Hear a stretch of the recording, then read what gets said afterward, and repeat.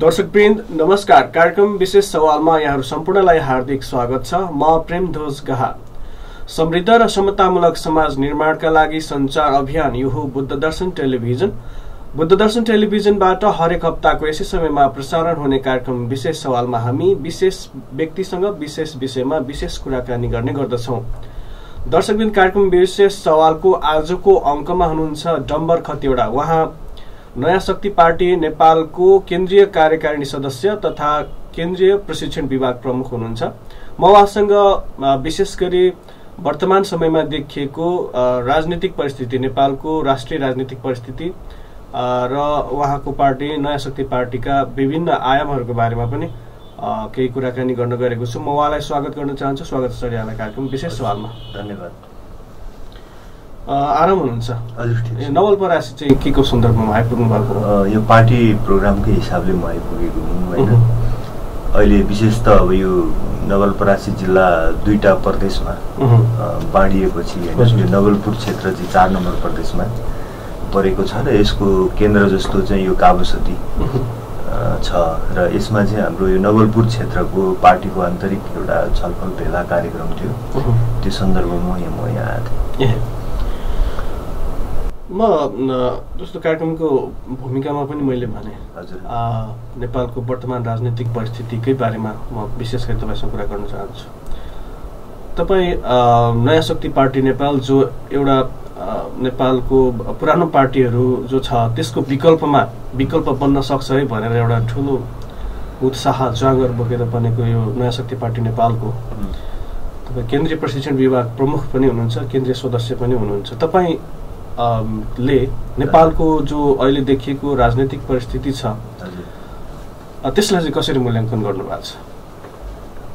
हामीले दुईटा सन्दर्भबाट हेर्नुपर्छ। एउटा समसामयिक तत्कालिक कुरा एउटा हुन्छ भने राजनीतिको दीर्घकालीन प्रवृत्तिहरू कसरी गइरहेको छ भन्ने। तात्कालिक समसामयिक हिसाबले हेर्दाखेरि अहिले हामी चाहिँ स्थानीय निकायको निर्वाचन भोलि त्यसमा तेस्रो चरणको मतदान हुँदैछ 2 नम्बर प्रदेशमा होइन।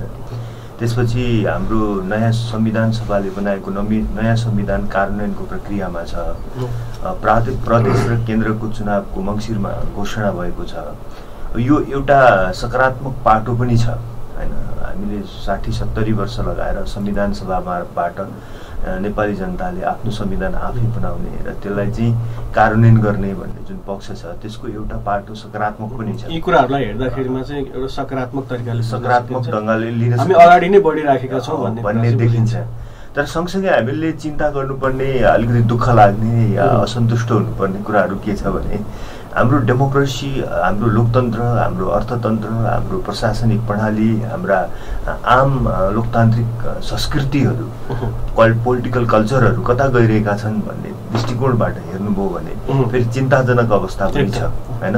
किनभने हामीले संविधान निर्माणको बखतमै पनि त्यसको एउटा महत्त्वपूर्ण पक्षहरूलाई राम्रो गरी समेट्न सकेनौँ होइन। यो राज्य पुनर्संरचना गर्दाखेरि पनि राज्य पुनर्संरचना आयोगका रिपोर्टहरू जुन बने त्यसले मान्यता पाउन सकेन। प्रादेशिक विभाजनका विषयलाई लिएर देशका विभिन्न क्षेत्रहरूमा भागहरूमा असन्तुष्टि चाहिँ कायम रह्यो। त्यस्तै गरिकन हाम्रो जुन पछिल्लो स्थानीय निकायको निर्वाचन भयो, निर्वाचनको टेन्डेन्सी पनि तपाईँको कतिपय हिसाबले सकारात्मक रहन सकेन। असाध्यै धेरै खर्चहरू गर्नुपर्ने, समाजको राम्रो तबकाले पार्टीहरूको उम्मेदवारै नपाउने, पायो भने पनि तपाईँको के भन्दाखेरि त्यहाँ चाहिँ धन बल या शक्तिको दुरुपयोग हुने होइन। र डेमोक्रेसीको नाममा एउटा केही एलिट्सहरू भनौँ अथवा देशको शक्तिशाली या वर्चस्वशाली समूहले मतदाताहरूलाई चाहिँ एउटा सामान्य भोटर्सको रूपमा भोट गर्ने एउटा परिस्थिति निर्माण गर्ने, एउटा बाध्यता जस्तो स्थिति निर्माण गर्ने, तर निर्णायक ढङ्गले समाजको असल तबका चाहिँ अगाडि आउन नसक्ने खालको जुन परिस्थिति देखा पर्यो, यो हिसाबले चिन्ता गर्नुपर्ने कुरा पनि छ। जस्तो नेपाल अझै गरिब हुँदैछ, जन गरिब हुँदैछ, परनिर्भरता बढ्दैछ, श्रम शक्ति उत्पादन गर्ने एउटा चाहिँ थलोको मात्रै विकसित भएको छ। राजनीतिक बेइमानी त्यस्तै तरिकाको छ। भ्रष्टाचार, भागभण्डाको राजनीति, दलालीकरण, यी विविध कारण जो छ यो सबै हेर्दाखेरि त नेपालको अवस्था चिन्ताजनक नै हो नि होइन? हो, चिन्ताजनक हो।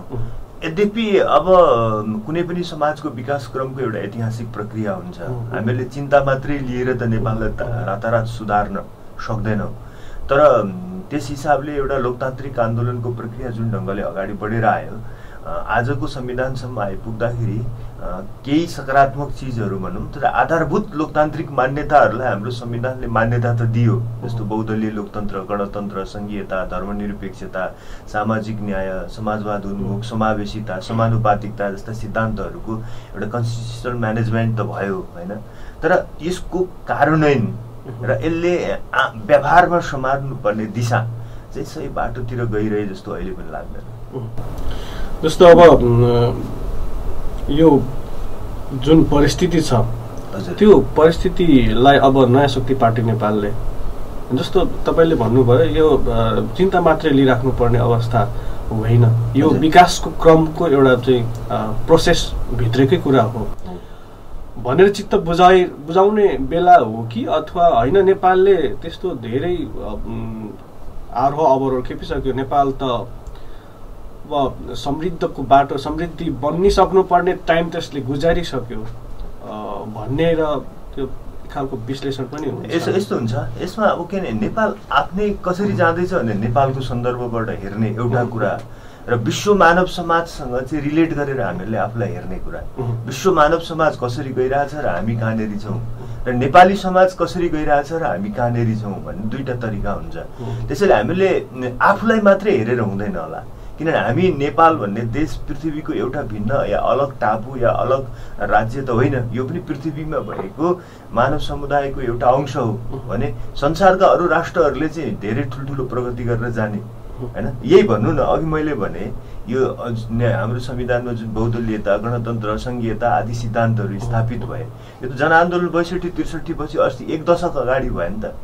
तर विश्वमा त यही चिजहरू तपाईँले युरोप अमेरिकामा हेर्नुभयो भने त यिनै मूल्य मान्यता त 200-300 वर्ष अगाडि नै स्थापित थिए नि होइन। अमेरिका भन्दैखेरि फेडरल स्टेट बनेको थियो होइन र। बेलायतमा तपाईँको ग्लोरियस रेभोल्युसन गौरवमय क्रान्तिको समयदेखि नै बहुदलीयता जस्ता मान्यताहरू स्थापित थिए। फ्रेन्च रेभोल्युसनको इतिहास हेर्नुभयो भने पनि धेरै लामै हुन्छ भने त्यो स्वाभाविक रूपमा हामी आज किन त हामी चाहिँ विगत 1 दशकमा मात्रै यी उपलब्धि हासिल गर्दैछौँ भन्दा विश्व मानव समाजसँग तुलना गरेर हेर्दा त हामी करिब 200-300 वर्ष सिधै पछाडि छौँ होइन। राजनीतिक हिसाबले पनि तपाईँको आर्थिक सामाजिक सांस्कृतिक हिसाबले पनि पछाडि देखिन्छौँ हाम्रो विकासक्रम। तर यो विकासक्रम पछाडि छ, त्यहाँ युरोप अमेरिकातिर चाहिँ भन्दा हामीलाई त्यतिको चिज प्राप्त गर्ने चाहिँ अरू 200-300 वर्ष ढिलो भयो। त्यसैले हामीले आर्थिक विकास र समृद्धि पनि अब 200-300 वर्ष पछाडि गएर गर्नुपर्छ भन्ने चाहिँ हुँदैन कि यो जुन ग्याप भयो नि हाम्रो विश्व मानव समाजसँग तुलना गरेर हेर्दा नेपालको विकास क्रममा जुन ग्याप भयो यो ग्यापलाई हामीले आउँदा 2-3 दशकभित्र चाहिँ पुरा गर्नुपर्छ भन्ने लाग्छ कि मलाई। त्यो सकिन्छ भन्ने लाग्छ कि यदि हामी सबै इमान्दार छौँ भने त्यो सकिन्छ। त्यसैले आउँदो 2-3 दशकभित्र नेपालको ग्रोथ रेट, नेपालको पर क्यापिटा इन्कम, नेपालको अन्य लोकतान्त्रिक संस्कृतिको प्रश्न, निर्वाचनको पारदर्शिता होइन, मेरिटोक्रेसी, एउटा सबल समावेशिता, यो सबै चिजलाई चाहिँ हामी मिलाएर जान सक्यौँ भने आउने 2-3 दशकमा चाहिँ हामी विश्वको एउटा आधुनिक राष्ट्रहरू सरह विकास गर्न सक्छौँ र सक्नुपर्छ भन्ने लाग्छ। अब 2-3 हामीले 300 वर्ष जुन ढिलापन छ त्यसलाई हामीले खाद्न सक्नु पर्यो कि त्यो समयको डिस्टेन्सलाई खाद्न सक्नु पर्यो। खाद्न सक्नु भनेको छोटो समयमै इफेक्टिभली काम गर्नु होइन। र 300 वर्षको ग्यापलाई हामीले 30 वर्षमा ल्याउन सक्यौँ भने होइन त्यो चाहिँ नेपाल चाहिँ फेरि आउँदो 30 वर्षपछि चाहिँ एउटा संसारको समृद्ध आधुनिक सभ्य सुशासित राष्ट्र चाहिँ बन्न सक्छ। जस्तो विश्लेषकहरूको चाहिँ दुई खालको एउटा विश्लेषण के हुन्छ भने कोहीहरूले चाहिँ के भन्छ भने नेपालमा जे उपलब्धिहरू भइराखेको छ त्यो एउटा प्रोसेसमै छ, त्यो हामी आत्तिहाल्नुपर्ने अवस्था चाहिँ होइन भनेर भन्ने खालको पनि आउँछन्। र कसैले चाहिँ यति धेरै राजनीतिक परिवर्तनहरू जस्तो 2007 सालदेखि लिएर अहिलेसम्म आउँदाखेरि धेरै राजनीतिक परिवर्तन भयो नि त, तर जनताको अवस्था, देशको अवस्था, समृद्धिको अवस्था त उही रह्यो। नेपालले धेरै समय गुजारिसक्यो, भइसक्नुपर्ने समृद्धि अहिलेसम्म आइसक्नुपर्ने हो, विविध कारणले हुन सकेन भन्ने खालको दुईटा खालको विश्लेषण। म चाहिँ त्यसमा चाहिँ मेरो कुन चाहिँ के धारणा हो भने नेपालको विकास प्रक्रिया स्वतः ढिलो भयो राजनीतिक हिसाबले र डेमोक्रेसीको आन्दोलन पुरा नभइकन आर्थिक विकास मात्र हुन सम्भव थिएन जस्तो लाग्छ र हाम्रो लोकतन्त्रको आन्दोलन 1990 प्रजा परिषदको आन्दोलनबाट सुरु भयो पछि कांग्रेस कम्युनिस्ट जस्ता पार्टीहरू आए पछि माओवादी आन्दोलन आयो मधेस आन्दोलन जनजाति आन्दोलनहरू आए यी सबै आन्दोलनहरूमा पार्टी नेताहरू फरक भए पनि समय फरक भए पनि आन्दोलनका चरित्रहरू के फरक भए पनि आम रूपमा यी सबै हाम्रो डेमोक्रेटिक मुभमेन्टका चाहिँ अंशहरू हुन् हैन पर 1990 को प्रजा परिषदको आन्दोलनदेखि अस्ति भर्खरैको जनयुद्ध र मधेस आन्दोलन जनजाति आन्दोलनलाई जब तपाई एक ठाउँमा ल्याउनुहुन्छ अनि मात्रै हाम्रो लोकतान्त्रिक आन्दोलनको पूर्ण चित्र चाहिँ देखा पर्छ हैन त्यसैले विश्वसँग तुलना गर्दा त ढिलो भएकै हो तर फेरि सँगसँगै डेमोक्रेसीको मुभमेन्टलाई एउटा किनारा नदिकन नेपालमा विकास सम्भव थिएन भन्ने चाहिँ फेरि एउटा सत्य हो किन सत्य हो भन्नुहुन्छ भने पञ्चायती व्यवस्थामा अथवा राजाहरूले शाहराजाहरूले महेन्द्रले 17 सालमा पञ्चायत ल्याउँदा भन्नुस् या वीरेन्द्रले 36 सालपछि जनमत संग्रहको प्रक्रियापछि उनले भनेका तर्कहरू सुन्ने हो भने दुवै राजाहरूले महेन्द्रले वीरेन्द्रले चाहिँ डेमोक्रेसी बिना पनि डेभलपमेन्ट सम्भव छ त्यो बहुदलीयता बिना पनि हामी विकास गरेर देशलाई देखाइदिन्छौँ त्यसैले जनताहरू तपाईहरु आत्तिनु पर्दैन भनेर चाहिँ महेन्द्रले पनि विकासको कुरा धेरै गरे वीरेन्द्रले त एसियाली मापदण्ड भन्ने एउटा नेपाललाई 10 वर्षभित्र एसियाको मापदण्डमा पुर्याउँछु आधारभूत आवश्यकता पूर्ण रूपले पूर्ति भएको समाज बनाउँछु भनेर उनले घोषणा नै गरेका थिए तर ती दुईटै प्रोग्रामहरू फेल भए महेन्द्रका प्रोग्राम पनि फेल भए वीरेन्द्रका प्रोग्राम पनि फेल भए किन फेल भए त प्रजातन्त्र थिएन त्यहाँ डेमोक्रेसी थिएन जनताको इन्भल्भमेन्ट थिएन हैन अनि तपाईको जनताको इन्भल्भमेन्ट नभएको हुनाले राज्य यन्त्रमाथि निगरानी थिएन निगरानी नभएको कारणले करप्सन धेर थियो यद्यपि अहिले पत्रपत्रिकामा करप्सनको कुराहरू धेर आउँछ होला न्यूज तर त्यतिखेर त न्यूज लेख्नका लागि पनि त राज्य यन्त्रमा पत्रकारहरूको पहुँचै थिएन त्यसैले राजाको शासनकालमा पञ्चायतमा कति करप्सन हुन्थ्यो भन्ने कुराको त हैन सबै चित्र चाहिँ सार्वजनिक हुने सम्भावना भ्रष्टाचारको लेभल त अहिले पनि कायमै छ हो त्यो एकदम त्यो म स्वीकार गर्छु भ्रष्टाचारको लेभल अझ कतिपय हिसाबले हेर्ने हो भने त बा कि पञ्चायत व्यवस्थामा राजाको डरले नै मात्रै भए पनि तल्लो तहले त्यति भ्रष्टाचार नगरेको हो कि र अहिले चाहिँ कसैको डर नभएको हुनाले चाहिँ झन् बढी भ्रष्टाचार भएको हो कि जस्तो पनि देखिन्छ भ्रष्टाचारको तह कायमै छ तर पनि एउटा सत्य के हो भने हामी कहाँ डेमोक्रेसी बेसिक डेमोक्रेसी बिना चाहिँ डेभलपमेन्ट अगाडि जान चाहिँ सक्दैन भन्ने चाहिँ सत्य हो ठिकै छ अब जस्तो तपाईको विचारमा पनि हामी सही ट्र्याकमै छौँ हामी प्रगतिकै पथमा छौँ भन्ने जस्तो कुरा पनि आयो अब तर पनि यो भन्दै गर्दाखेरि पनि सर जस्तो धर्मनिरपेक्षता संघीयता यी विविध कुराहरू संविधानको कुराहरू हैन समावेशिताको कुराहरू जो एउटा उपलब्धिको रूपमा आए फेरि पनि तिनी पुराना शक्तिहरू जो विद्यमान छ तिनको बलबुताले चाहिँ त्यसलाई अझै त्यसलाई चाहिँ अब हैन उ गर्दिने जस्तो पश्चगामी तरिकाले त्यसलाई चाहिँ कार्यान्वयन हुन नदिने सकेसम्म त्यसलाई संविधानको चाहिँ धाराबाटै हटाइदिने त्यस्तो खालको एउटा क्रियाकलाप अथवा त्यस्तो खालको एउटा सङ्केत आइसक्यो पश्चगामी दिशामा गइसक्यो नेपालको राजनीति उपलब्धिहरूलाई चाहिँ नि संस्थागत नगर्ने यो खालको प्रवृत्ति पनि आयो भनेर एउटा जनतामा निराशा पनि आएको छ पश्चगामी नै भइहाल्यो भन्ने चाहिँ मलाई लाग्दैन हैन अल्ट्रा राइटिस्ट भनेको र यो यथास्थितिवाद भनेको चाहिँ अलिक फरक हो पश्चगामी भन्ने चाहिँ राप्रपा जस्तो पार्टीहरू राजतन्त्रवादीहरू उनीहरू सफल भएर शक्तिशाली भएर आयो भने त्यो देश पश्चगामितातिर गयो भन्नुपर्ने हुन्छ तर कांग्रेस एमाले जस्ता पार्टीहरू शक्तिशाली भयो भने चाहिँ त्यो पश्चगामी भन्दा पनि त्यो यथास्थितिवादीहरू शक्तिशाली भयो भन्नुपर्ने हुन्छ त्यसैले अहिले हामी कहाँ चाहिँ पश्चगामिता नै एकदम प्रभावशाली भइसकेको होइन हैन यथास्थितिवाद चाहिँ प्रभावशाली भएको हैन रेभोल्युसनरी फोर्सहरू कमजोर भए हैन यसको कारण छ तर त्यही यथास्थितिवादी शक्तिहरू नै पश्चगामी बन्न सक्छन् बन्ने खतरा बढेर गएको छ हैन बढ्ने खतरा बढेको छ जस्तो कांग्रेसभित्र अहिले पनि संवैधानिक राजतन्त्र किन छोडियो हिन्दुत्व हुनुपर्छ इभन कि तपाईको कांग्रेसको महामन्त्री शशाङ्क कोइरालादेखि खम्बहादुर खड्काहरूले त्यो कुरा उठाइरहेछन् हैन देशमा संघीयता आएको समावेशिता आएको आरक्षण प्रणाली लागू भएको कुरा एमाले भित्रको एउटा तबकालाई मन परेको छैन हैन। त्यसैले यी यथास्थितिवादीहरू रेभोल्युसनरी फोर्स कमजोर भयो भने तपाईको दक्षिणपन्थीहरूसँग गठबन्धन गरेर त्यसलाई पुरानो अवस्थामा फर्काउनतिर पनि लाग्न सक्ने खतरा पनि छ।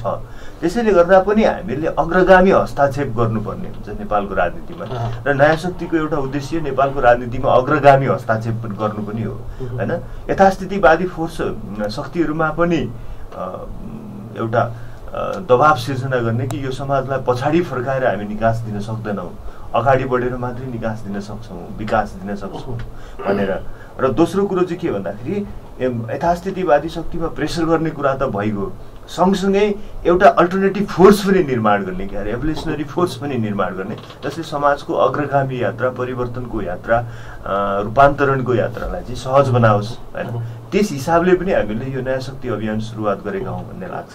र म एउटा कुरा तपाईँलाई के चाहिँ भन्छु भने नेपाल अब त्यति सजिलै पछाडि फर्काउन चाहिँ कसैले सक्दैन हैन, सक्दैन। प्रयास हुन्छ, प्रयास भयो भनेदेखि एउटा बलियो सङ्घर्ष पनि हुन्छ। संसारमा त्यस्तो इतिहासहरू त छँदैछ, राजतन्त्र गइसकेपछि राजतन्त्र आएको इतिहास पनि हामी कहाँ त्यो सम्भव छैन।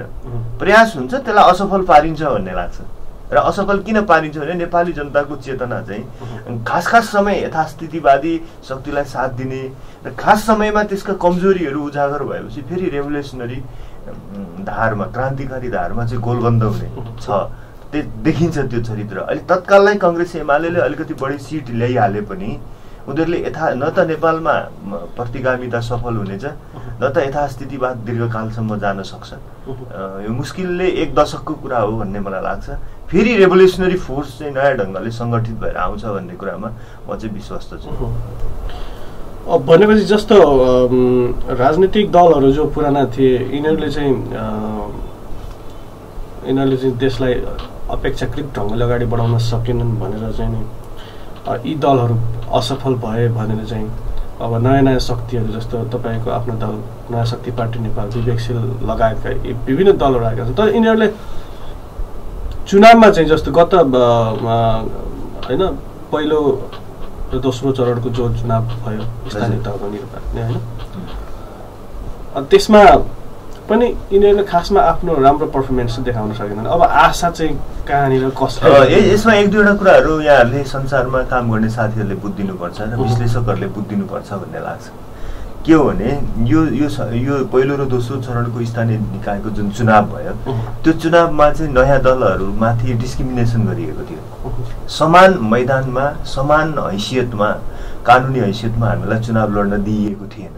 यो पनि लोकतन्त्रको एउटा सङ्कुचन हो। देश यथास्थितिवाद कति खतरनाक ढङ्गले आइरहेछ, कति षड्यन्त्रकारी ढङ्गले आइरहेछ र राज्यका आम लोकतान्त्रिक मूल्य मान्यताहरूलाई वर्चस्वशालीहरूले कसरी दुरुपयोग गरेका छन् भन्ने कुराको एउटा प्रमाण पनि यो स्थानीय निकायको चुनाव हो। किनभनेदेखि यो चुनावमा नयाँ दलहरूलाई चुनाव लड्ने अधिकार दिइएको थिएन। यही कुरालाई तपाईँले जनताको तहमा गएर तहमा गएर यो पनि तपाईँले कुरा राख्न सक्नुहुन्थ्यो होइन? हो, राख्यौँ हामीले, राख्यौँ। तर त्यसलाई चिर्न जान सकेनौँ। चिनेर जान किन सकेनौँ भने त्यसको 2टा कारण भयो। एउटा त समयको अभाव भयो। हाम्रो पार्टी भर्खरै बनेको हुनाले हामीलाई आन्तरिक व्यवस्थापनमा पनि थुप्रै समय लाग्यो र भर्खरै बन्दै गरेको पार्टीको सङ्गठनात्मक सञ्जाल पनि अलि सानै हुन्छ होइन, त्यो एउटा समस्या थियो।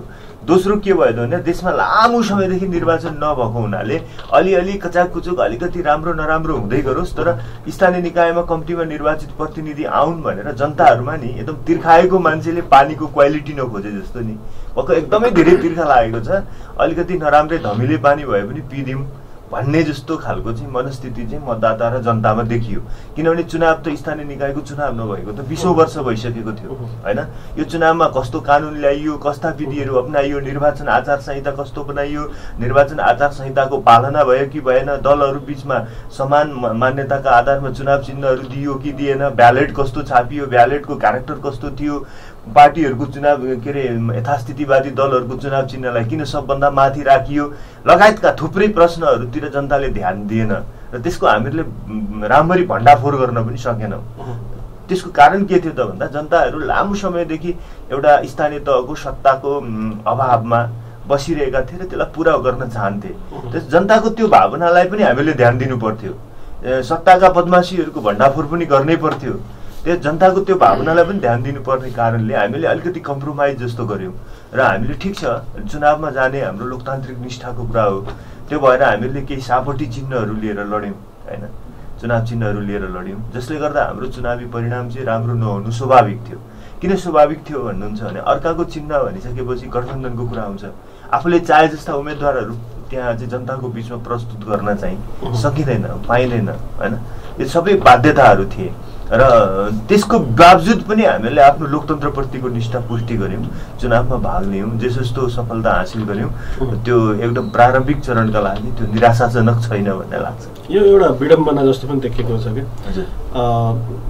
जो यथास्थितिवादी पार्टीहरू भन्नुभएको छ होइन, ती पार्टीहरूलाई सामान्य आम जनताहरूसँग कुरा गर्दाखेरि पनि यो एमाले यो काङ्ग्रेस धेरै समयदेखि सत्तामा बसेको छ तर जनताको चाहिँ सामान्य जनजीवनमा एउटा परिवर्तन ल्याइदिन सकेको छैन होइन, गाउँको देशको मुहार फेर्न सकेको छैन, यति लामो समयसम्म चाहिँ सत्तामा रहेर पनि यिनीहरू केही गर्न सकेनन् भनेर चाहिँ आम गुनासो चाहिँ छ गाउँमा है।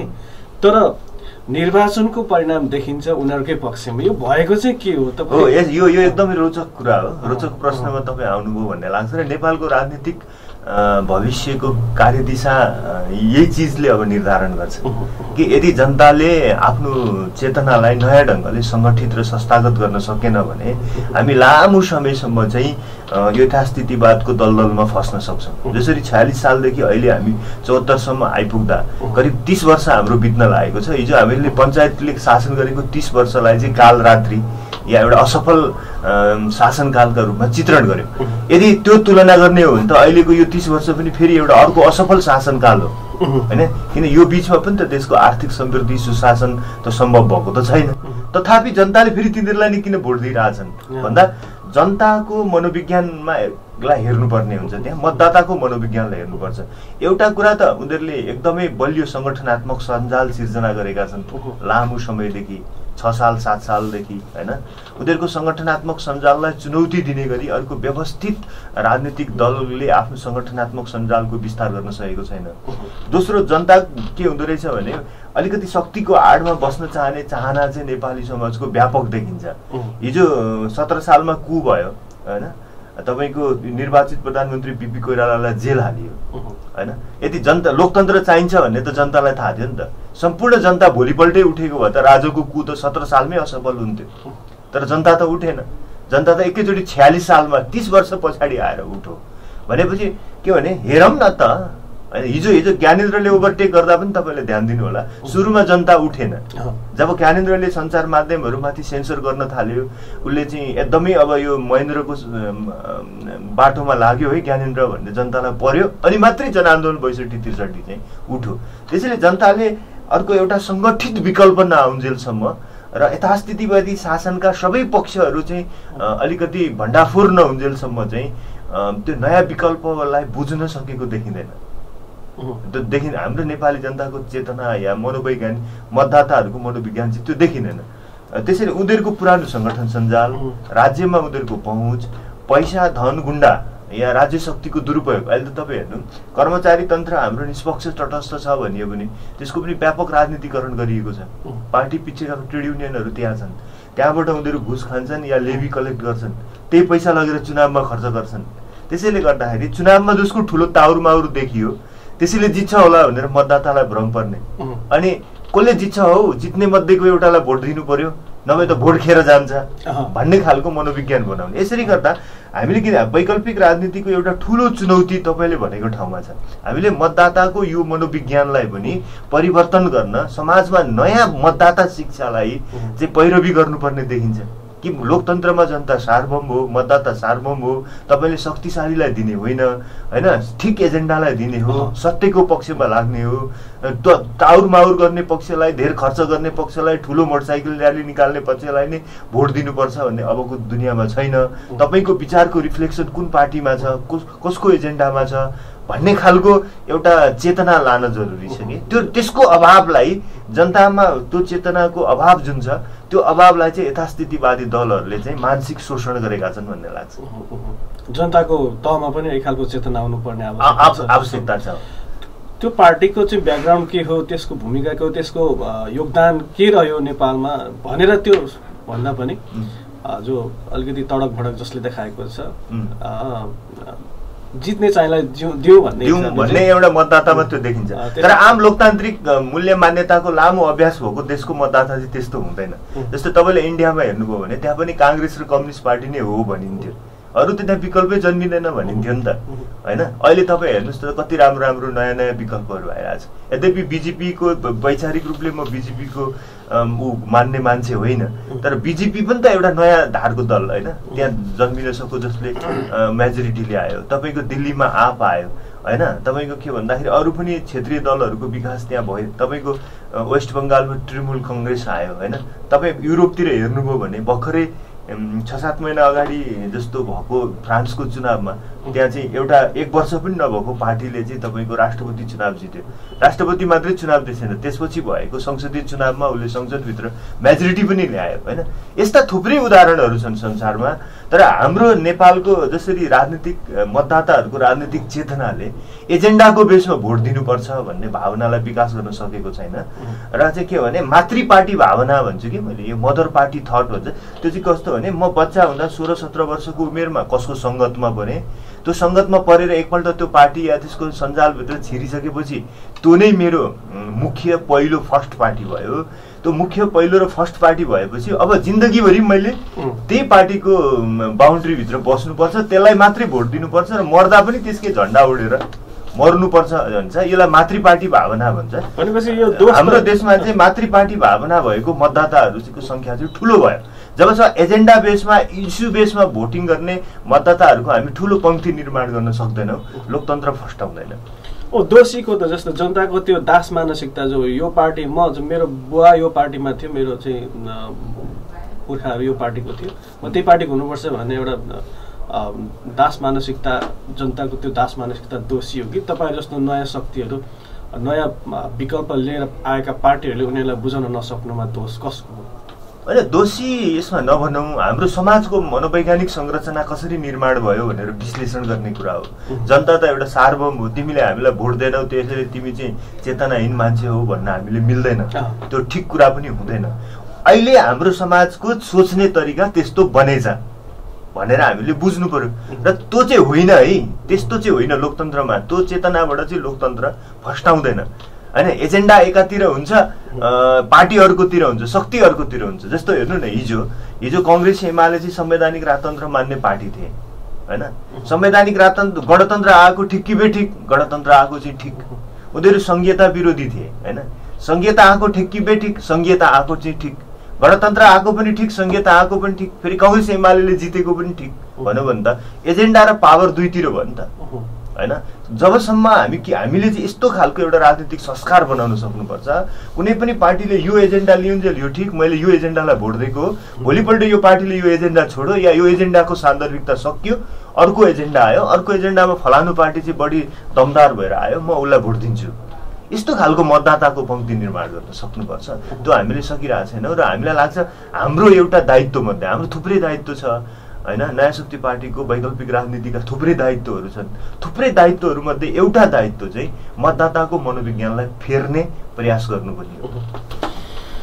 ठिक छ। अब जस्तो तेस्रो चरणको प्रदेश नम्बर 2 मा तेस्रो चरणको स्थानीय तहको निर्वाचन पनि हुँदैछ। त्यहाँ तपाईँको पार्टी नयाँ शक्ति पार्टी नेपाल हँसिया चुनाव चिन्ह लिएर लड्दैछ है? हजुर हजुर। कस्तो अपेक्षा गर्नु भएको छ? जस्तो होइन, यस्तो छ हेर्नुहोस्, अब किनभने पहिलो र दोस्रो चरणमा हामी स्थानीय चुनाव फोरमको मसाल लिएर लड्यौँ। मसाल लिएर लड्दाखेरि पहिलो र चरणमा पहाडतिरको चुनावहरू भए, त्यहाँ चाहिँ के भने मधेसी पार्टीको चिन्ह लिएर आयो भन्ने खालको कुरा भयो, अलिकति त्यसले नेगेटिभै गर्यो।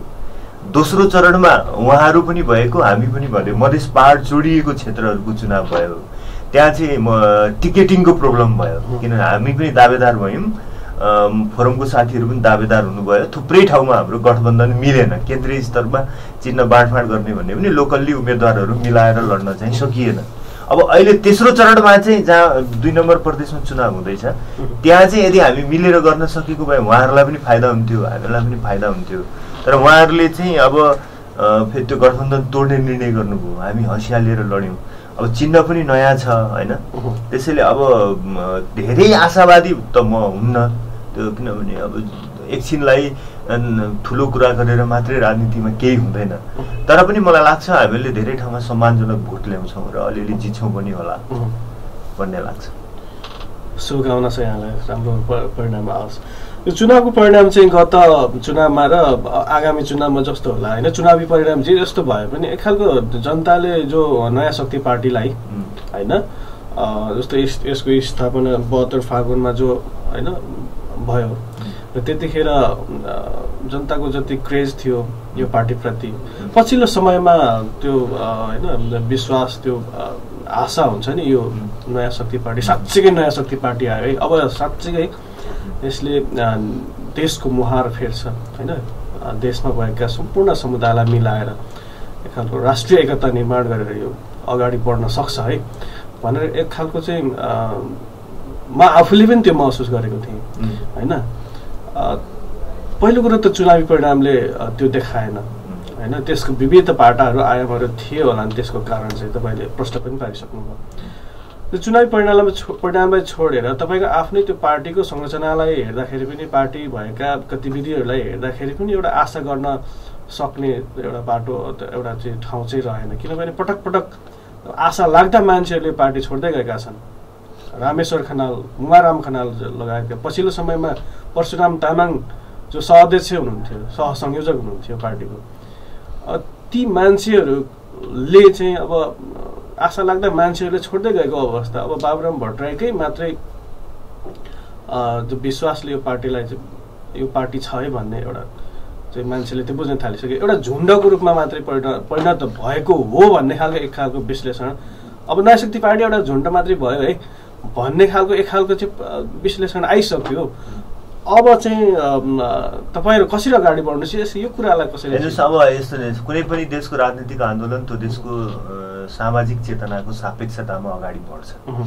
हामी केही मान्छेहरूले एकदमै राम्रो देशको कल्पना त अहिले पनि गरिरहेको होला, तर किन बन्न सकिरहेको छैन त देश? के नेपाल गरिब छ कि हामी सबै गरिब नेपाल चाहन्थ्यौँ? नेपालमा भ्रष्टाचार छ कि हामी भ्रष्ट नेपाल चाहन्थ्यौँ? नेपालमा आज पनि हामी सयौं मान्छेहरू रेल नदेखि नचढी मर्छौँ कि विश्वमा रेलको आविष्कार भएको 200-300 वर्ष भइसक्यो, के हामी त्यही चाहन्थ्यौँ? चाहन्थेनौँ नि त। त्यसैले हाम्रो चाहना एकातिर हुन्छ, सामाजिक विकास क्रमको एउटा प्रोसेस हुन्छ, त्यो सामाजिक विकास क्रमको प्रोसेसलाई 100% मानेर नयाँ राम्रो गर्ने प्रयास गर्नुहुन्न, त्यसैमा लटपटिएर बस्नुपर्छ भन्नु भने समाजले उन्नति गर्दैन। नयाँ नयाँ चिजको खोजी पनि भइरहनुपर्छ, तर नयाँ नयाँ चिजको खोजी हुँदाखेरि समस्या पनि सँगसँगै आउँछ, त्यो समाजको चेतना अनुसारको सापेक्षिक समस्याहरू पनि सँगसँगै आउँछ, त्यो चाहिँ सामना गरेर जानु पर्यो। र नयाँ शक्ति पार्टीबाट जे साथीहरूले छोडेर जानुभयो त्यो साथीहरूलाई उहाँहरूलाई म धेरै नकारात्मक टिप्पणी गर्न चाहन्न। किन चाहन्न भने वैकल्पिक राजनीतिको एउटा नर्म्स विरोधीहरूलाई धेरै गाली नगर, आफ्ना कुरा भन भन्ने पनि हो। किन अब परम्परागत राजनीतिमा देख्नुहुन्छ अलिकति कुरो नमिल्ने एकले अर्काको विरुद्ध चाहिँ व्यापक गाली गरागर गरिरहेका हुन्छन्। म त्यतातिर जान चाहन्न, तर के भन्छु भने उहाँहरू जे चिज बुझेर नयाँ शक्तिमा आउनु भएको थियो त्यो उहाँहरूको बुझाइमा काहीँ न काहीँनेरि कमजोरी थियो होइन। नयाँ शक्ति के हो, अल्टरनेटिभ पोलिटिक्स के हो, यो किन बनाउन खोजिँदैछ, देशको राजनीतिक कार्यभार कहाँ पुग्यो, अबका एजेन्डाहरू के हुन् भन्ने चिजमा उहाँहरू गहिरो गरिकन बुझ्न सकिरहनु भएको थिएन।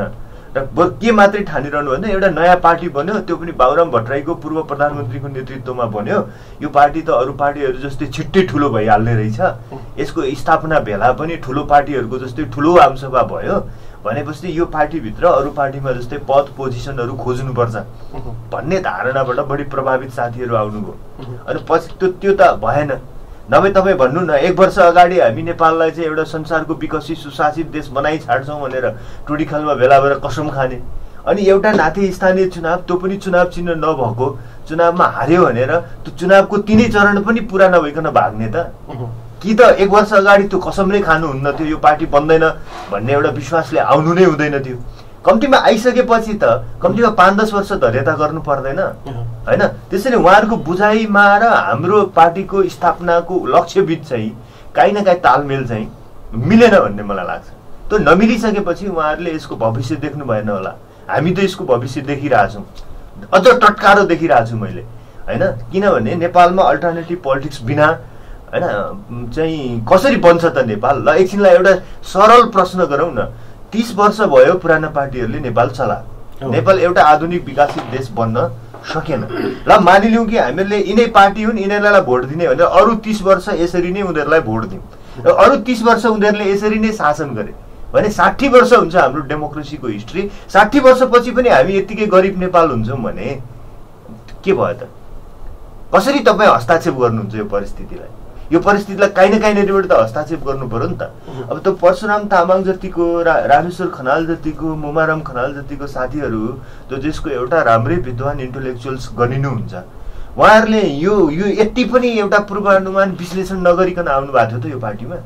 अलिकति पूर्वानुमान विश्लेषण गरेर आउनु भएको थियो भने त उहाँहरूको पनि त यो पार्टीलाई अगाडि बढाउने, यसका चुनौतीहरूको सामना गर्ने, समस्याहरूको सामना गर्ने दायित्व हुन्थ्यो नि त। समस्या आयो भनेर भाग दिने अनि राम्रो भयो भने चाहिँ मैले गरेको भन्ने, त्यस्तो पनि काहीँ राजनीतिक नैतिकता हुन्छ त?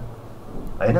यहाँ के प्रब्लमहरू आए त हामी नै संस्थापक हौँ भने त त्यसको नैतिक जिम्मेवारी हामीले लिनु पर्यो नि त।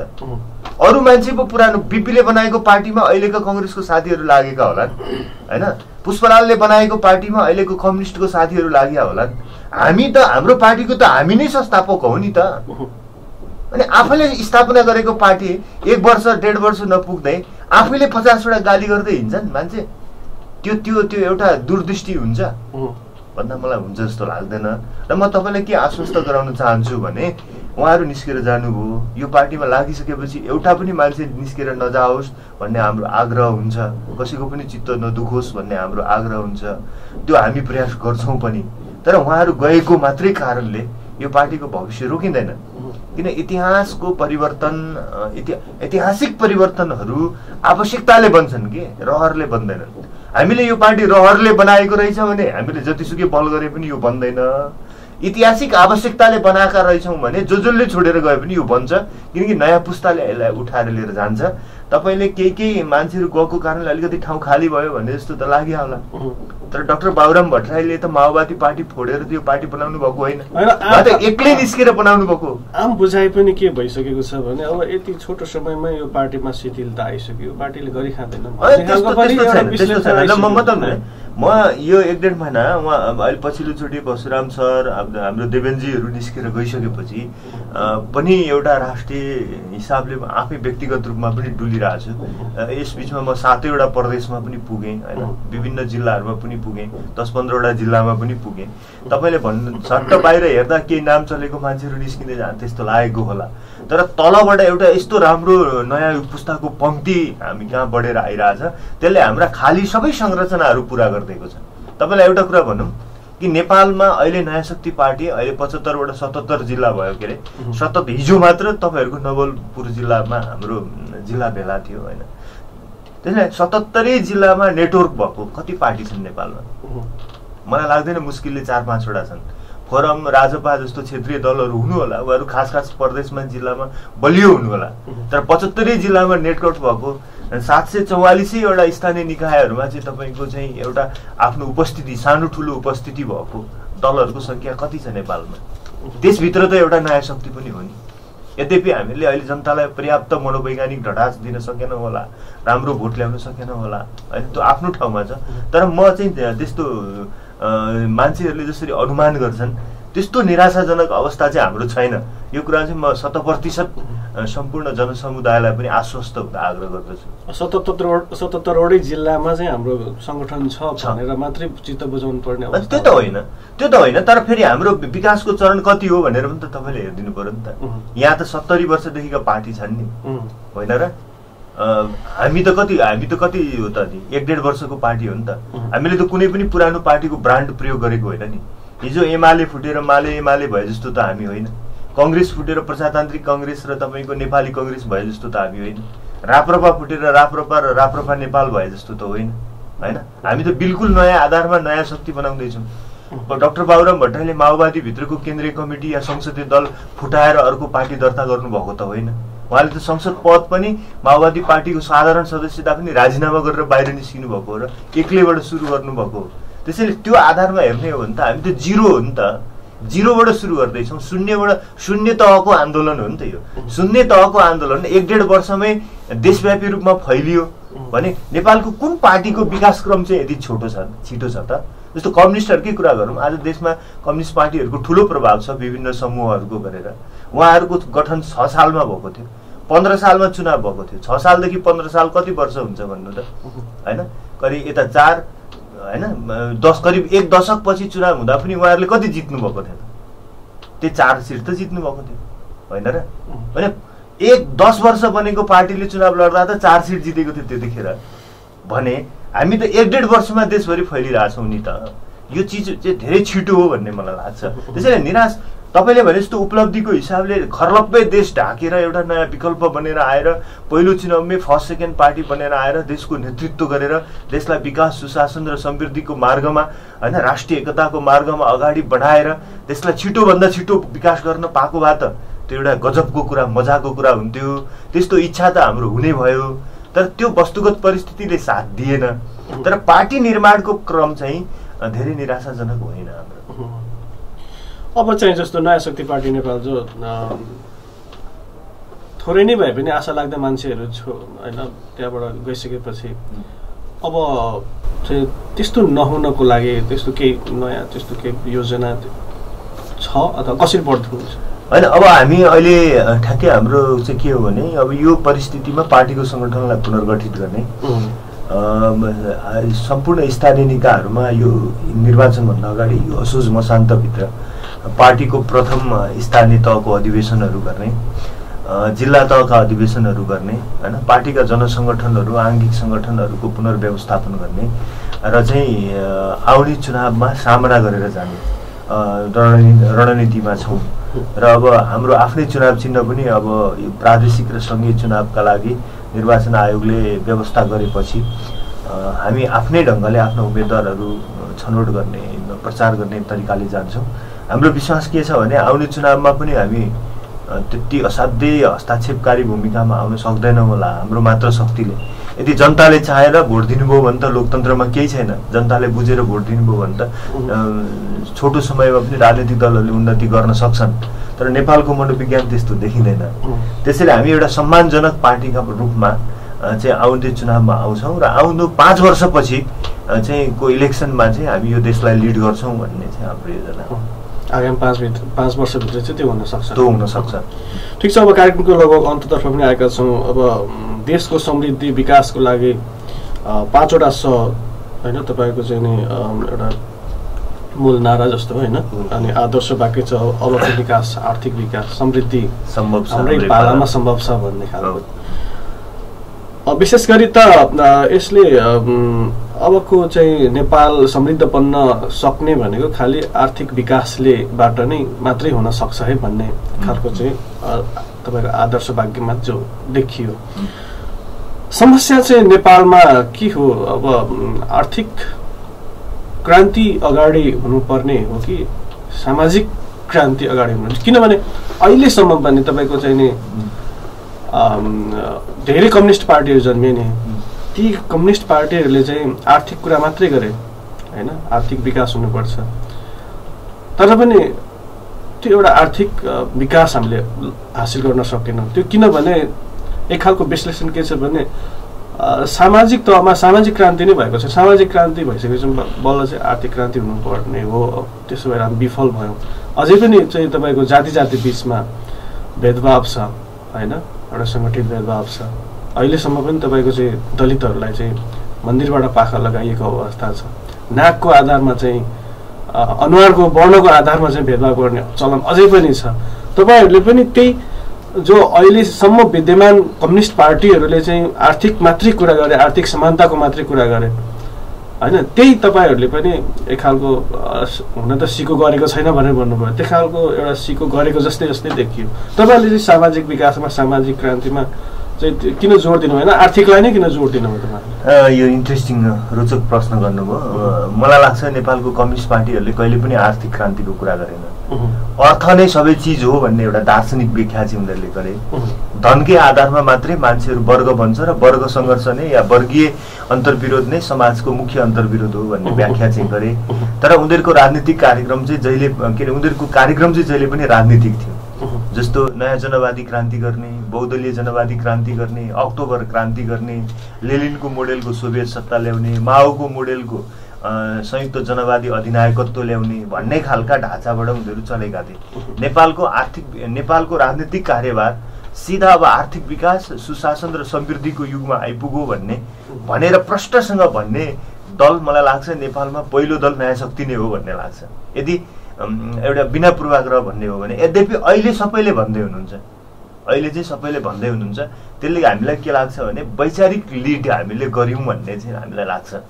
किनभने अहिले तपाईँ हेर्नुहोस् त, माओवादीले चाहिँ किन अधुरो नयाँ जनवादी क्रान्ति पुरा गरेर अक्टोबर क्रान्ति गर्ने भन्दैन क्या, जो उसको हिजोको सिद्धान्तको मान्यता थियो होइन। एमाले नयाँ बहुदलीय जनवादी क्रान्ति पुरा गर्ने भन्दैन क्या, केपी ओलीले विकास र सुशासनकै कुरा गर्नुहुन्छ, जो हिजो उसको नारा थियो। त्यसले उहाँहरूले पनि आफ्नो नारा फेर्नुभयो। तर तपाईँले चित्रित गरेको समस्या चाहिँ फेरि अर्कै हो। तपाईँले जुन हाम्रो समाजमा छुवाछुत, भेदभाव, जातीय समस्या, भाषिक समस्या, सांस्कृतिक विभेदहरू छन्, त्यो चिजहरूलाई सेटल गरेर मात्रै आर्थिक क्रान्तिमा जाने कि आर्थिक क्रान्तिले ती चिजलाई सेटल गर्न मद्दत गर्छ कि भन्ने जुन कुरा गर्नुभयो, यसमा हामीले आर्थिक क्रान्तिको चाहिँ जस्तो राजनीतिक क्रान्ति पुरा भइसकेपछि यहाँनिर अलिकति ध्यान दिनु होला। कुनै पनि समाजमा पहिला राजनीतिक क्रान्ति हुन्छ, राजनीतिक क्रान्तिपछि आर्थिक क्रान्ति आउँछ, आर्थिक क्रान्तिले सामाजिक क्रान्ति ल्याउँछ र सामाजिक क्रान्तिले सांस्कृतिक क्रान्ति ल्याउँछ। यो चारवटा फ्याक्टरहरू हुन्छ कि होइन। त्यो चारवटा फ्याक्टरमा पहिलो कुन हुन्छ भन्नुहुन्छ, पहिलो राजनीतिक हुन्छ। हिजो हामीले पनि राजनीतिक क्रान्तिकै कुरा गरे हो होइन। अब हामी अहिले आर्थिक क्रान्तिको कुरा गरिरहेका छौँ। आर्थिक क्रान्तिले सामाजिक र सांस्कृतिक क्रान्तिलाई एक्सलरेट गर्छ। त्यो पद्धति एउटा विज्ञानको नियम पनि हो। त्यो मानिलियो कुनै पनि समाजमा सांस्कृतिक क्रान्ति पहिलो हुन्छ अनि मात्रै राजनीतिक क्रान्ति गर्छु भनेर भन्नुभयो। पहिला छुवाछुत उस उदाहरणमा भनौँ, पहिला छुवाछुत हटाइसकौँ अनि राणाशाही ढालमला भनेको भए हुन्थ्यो कि हुँदैन थियो? त्यो सम्भवै थिएन क्या, त्यसरी जाँदैन। त्यसैले कुनै पनि राजनीतिक आन्दोलनमा सांस्कृतिक सामाजिक पक्षहरूलाई पनि समेटेर हिँड्नुपर्छ। त्यसरी प्रोसेस चाहिँ राजनीतिक पहिला, आर्थिक सामाजिक सांस्कृतिक हुँदै आउँछ होइन। त्यसैले हामीले आर्थिक क्रान्तिको एउटा प्रक्रिया पुरा गऱ्यौँ भने सामाजिक र सांस्कृतिक कयौँ पक्षहरू पनि त्यसले के गर्छ त, त्यो दूरीहरूलाई मिनिमाइज गर्छ। जस्तो आर्थिक क्रान्तिले सबै दलितहरूलाई चाहिँ नयाँ पेसाहरू दियो, नयाँ पेसा भएपछि उनीहरूको आर्थिक जीवन स्तर बढ्यो, आर्थिक जीवन स्तर बढ्ने बित्तिकै उनीहरूको खुवाई लुवाई शिक्षा स्वास्थ्यमा चाहिँ एउटा आधुनिकता देखा पर्यो भनेपछि त सहरीकरणसँग उनीहरू इन्ट्याक्ट भएर गए, मार्केट इकोनोमीसँग इन्ट्याक्ट भएर गए भनेपछि त्यो परम्परागत जकडिएको सामान्ती ग्रामीण समाजमा जस्तो छुवाछुत त्यतिखेर रहिरहन चाहिँ सक्दैन। त्यसको एउटा भाग त स्वतः खण्डित भएर जान्छ। त्यसैले त्यो एउटा प्रोसेस हुन्छ। त्यसैले हामीले तर अर्को पनि तपाईँले यहाँनिर ध्यान दिनु होला, हामीले 5 भनेका छौँ नि। 5 भन्दाखेरि राजनीतिक कार्यभार आर्थिक क्रान्तिको युगमा आयो भन्नलाई त्यो नारा तय गरेका हौँ। तर 5 भित्र एउटा त फेरि हाम्रो तपाईँले ध्यान दिनु होला, जसले पहिचानको मुद्दा, सामाजिक छुवाछुतको मुद्दालाई चाहिँ सङ्केत गर्छ। त्यो 5 मध्येको एउटा छ जसलाई हामीले समानुपातिक, सहभागितामूलक र समावेशी लोकतन्त्र भनेका छौँ नि त। त्यो अहिलेको लोकतन्त्र त त्यस्तो होइन। अहिलेको लोकतन्त्र त लिबरल डेमोक्रेसी हो, बहुदलीय संसदीय लोकतन्त्र हो होइन।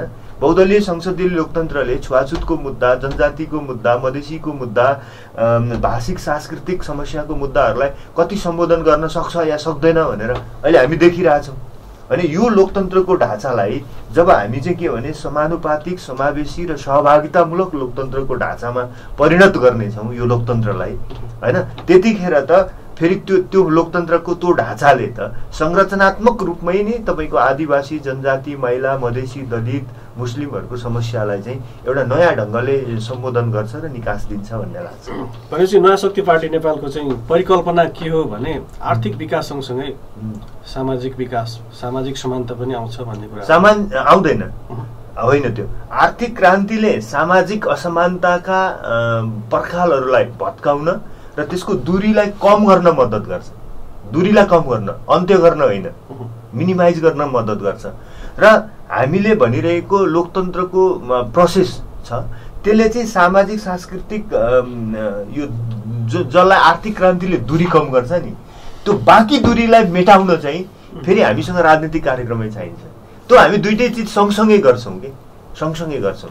त्यसैले 500 भित्र मुख्य 5वटा कुराहरू छन्। त्यो 5वटा कुरा मध्ये कुनै एउटा छोडेर अरू 4वटा या 4वटा छोडेर कुनै एउटा होइन क्या। त्यो 500 मध्ये एउटा चाहिँ हाम्रो के हो भने समृद्धि हो 500 को। तर हामीले त्यहाँ स्वाधीनता, समृद्धि, सुशासन, सहभागितामूलक लोकतन्त्र र समुन्नत समाजवाद 5वटा चिज त सँगै भनेका छन् नि त। 5वटा कम्पोनेन्टमा कुनै जस्तो भन्नु न यो हातबाट कुनै एउटा औँला हटाइदिने हो भने त हातको पूर्ण रूप त रहँदैन नि त। त्यो 5वटा कम्पोनेन्ट मध्ये तपाईँले समृद्धिको मात्रै अहिले चर्चा गराएर चाहिँ तपाईँको नयाँ शक्तिको पूर्ण चित्र आउँदैन कि। त्यसैले नयाँ शक्तिले आर्थिक क्रान्तिको कुरा गर्दा सामाजिक विभेदहरूलाई सपोर्ट गरेर जान्छ भन्ने चाहिँ ठान्नु हुँदैन। सामाजिक विभेदहरूको विरुद्ध सीमान्तकृत आन्दोलनको पक्षमा पनि यो उत्तिकै दृढतापूर्वक उभिने पार्टी हो जसलाई हाम्रो 500 मध्येको एउटा सहले चाहिँ इन्डिकेट गर्छ। भनेपछि जस्तो आर्थिक क्रान्ति पश्चात मात्रै सामाजिक र सांस्कृतिक क्रान्ति हुन्छ यो विश्वव्यापी मान्यता पनि हो। अहिलेसम्म सामाजिक रूपमा क्रान्ति हुन नसक्नु, सामाजिक रूपमा एउटा समानता आउन नसक्नु भनेको विद्यमान कम्युनिस्ट पार्टीहरूले चाहिँ आर्थिक क्रान्ति गरेकै थिएनन् भन्ने चाहिँ तपाईँको जोड हो। गरेकै थिएनन्। नेपालको कम्युनिस्ट पार्टीहरूको बारेमा यदि मलाई केही भन्न लगाउनुहुन्छ भने मेरो बुझाइ के हुन्छ भने मेरो पनि पहिला कम्युनिस्ट स्कुलिङै हो।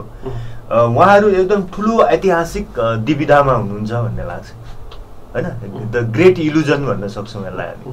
त्यो कस्तो भने उहाँहरू वास्तवमा मार्क्सिस्ट लेनिनिस्ट मार्क्सवादको लेनिनवादी धारा। मार्क्सवाद के हो त्यसमा फेरि मार्क्सवादप्रति मेरो भिन्नै सम्मान र बुझाइ छ।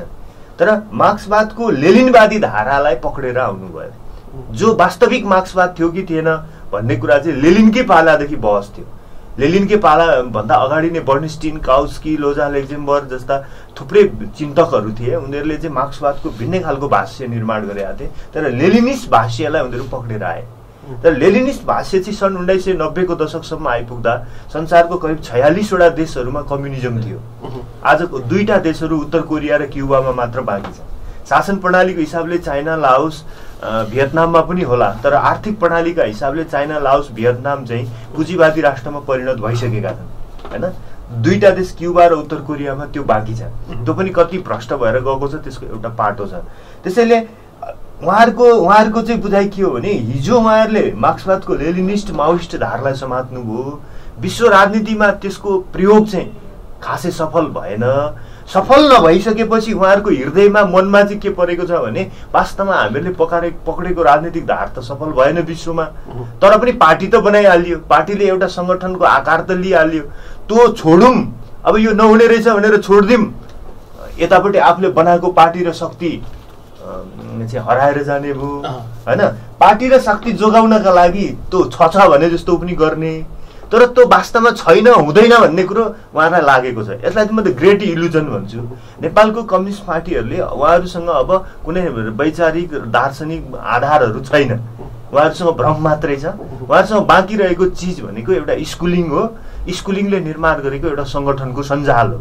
त्यो भ्रमबाट नेपाल मुक्त नहुन्जेलसम्म नेपालको विकास, सुशासन र समृद्धि सम्भव छैन। हेर्नुहोस्, त्यसले कम्युनिजम पनि नेपालमा एउटा भ्रम हो भन्छु म। ठिक छ, अब हामी अन्त्यमै आइसक्यो, एकदमै अन्त्यमै आयो। अब बाँकी केही जस्तो टेलिभिजनको मार्फतबाट, कार्यक्रमको मार्फतबाट नयाँ शक्ति पार्टी नेपालको एकजना केन्द्रीय कार्यकारिणी सदस्य तथा केन्द्रीय प्रशिक्षण विभाग प्रमुखको नाताले आम दर्शकहरूलाई चाहिँ भन्नु चाहिँ के शान्तिमा? सर्वप्रथम त यहाँलाई धन्यवाद छ। तपाईँहरूको टेलिभिजनलाई पनि धन्यवाद छ। श्रोताहरूलाई म यति भन्छु कि नेपाल एउटा विशिष्ट खालको एउटा कालखण्डमा छ। हामी सबै राष्ट्रको चिन्ता गरिरहेका छौँ। देशका लागि केही नयाँ फरक र चाहिँ राम्रो गर्न सबैले चिन्तन गरौँ, मिलेर गरौँ। हस्, धन्यवाद। दर्शक कार्यक्रम विशेष सवालको आजको अङ्कमा हुनुहुन्थ्यो डम्बर खतिवडा। उहाँ नयाँ शक्ति पार्टी नेपालको केन्द्रीय प्रशिक्षण विभाग प्रमुख तथा केन्द्रीय कार्यकारिणी सदस्य हुनुहुन्छ। मैले उहाँसँग वर्तमान राजनीतिक परिप्रेक्ष्यको बारेमा र नयाँ शक्ति पार्टीको केही विषयमा पनि कुराकानी गर्ने प्रयास गरेँ। कार्यक्रम विशेष सवाल आजलाई यति नै। सम्पूर्ण युनिटलाई बिदा दिनुहोस्। नमस्कार।